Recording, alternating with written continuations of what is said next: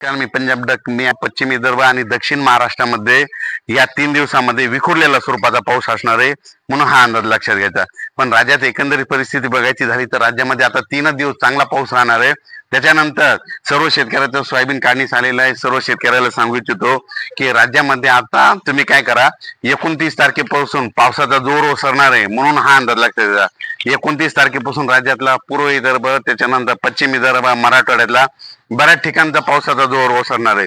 त्याच्यामुळे त्या सोयाबीन शेतकऱ्यासाठी आनंदाची बातमी, कारण की पावसाचा जोर ओसरल्याच्या नंतर तुम्ही तुमचं सोयाबीन काढा, 1 दिवस ऊन द्या, लगेच त्याचे वळे लावून घ्या। कारण की काय होतं, एवढा मोठा पाऊस पडल्याच्या नंतर काय होतं, राज्यामध्ये स्थानिक वातावरण तयार होऊन त्या ठिकाणी पाऊस येत असतो, म्हणून आपण आपलंच वळे झाकून ठेवलेलं बरं, म्हणून हे अंदाज लक्षात घ्या।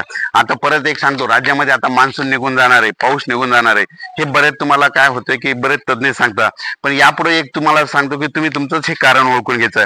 काय करायचं तुम्हाला सांगतो, 5 ऑक्टोबर पासून ते 20 ऑक्टोबर दरम्यान राज्यामध्ये काय होतं, धुळी येते बघा, आणि धुळी आल्याच्या नंतर आपल्या पिकावर जाळे येतात। सोयाबीन असेल, सोयाबीनवर जाळे, सगळीकडे शेतात गेल्याच्या नंतर जाळे दिसू लागतात, त्याला स्वतः भाषेत म्हणतात की जाळे